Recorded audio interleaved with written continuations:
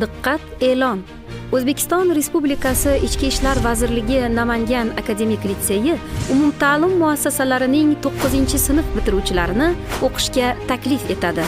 O'qishga kirish istagida bo'lgan nomzodlar qabul yilining 1-fevralidan 15-aprelga qadar doimiy yashash joyidagi Ichki ishlar bo'limiga yoki Ichki ishlar vazirligi Namangan akademik litseyiga ariza bilan murojaat qiladilar. Ichki ishlar vazirligi Namangan akademik litseyiga o'qishga qabul qilish 2 yo'nalishda bo'lib o'tadi.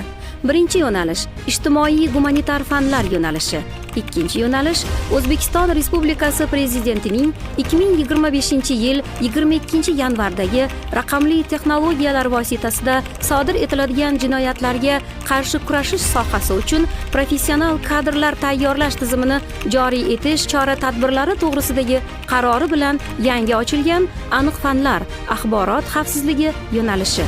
O'zbekiston Respublikasi Ichki ishlar vazirligi Namangan akademik litseyiga o'qishga qabul qilish quyidagi bosqichlarda amalga oshiriladi.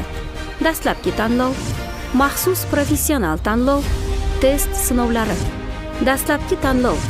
Unda nomzodlar tomonidan taqdim etilgan hujjatlarni o'rganish, yakka tartibda dastlabki suhbat, nomzodlarning individual psixologik xususiyatlarini o'rganish, test asosida tibbiy komissiya ko'rigidan o'tish ishlari amalga oshiriladi. Maxsus professional tanlov 3 bosqichda o'tkaziladi.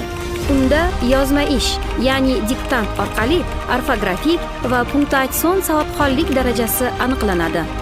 Nomzodlarning jismoniy tayyorgarlik darajasi o'g'il bolalar uchun to'sinda tortilish, 100 metrga yugurish, 2000 metrga yugurish, qizlar uchun kuch ishlatish mashqi, 100 metrga yugurish, 1000 metrga yugurish mashqlari orqali baholanadi.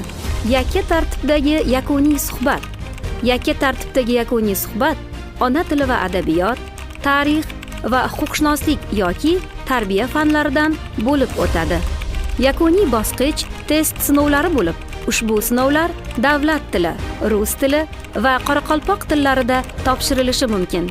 Test sinovlari belgilangan tartib asosida O'zbekiston Respublikasi Vazirlar Mahkamasi huzuridagi Bilim va malakalarni baholash agentligi tomonidan O'zbekiston Respublikasi ta'lim muassasalariga qabul qilish bo'yicha davlat komissiyasi belgilagan muddatlarda o'tkaziladi.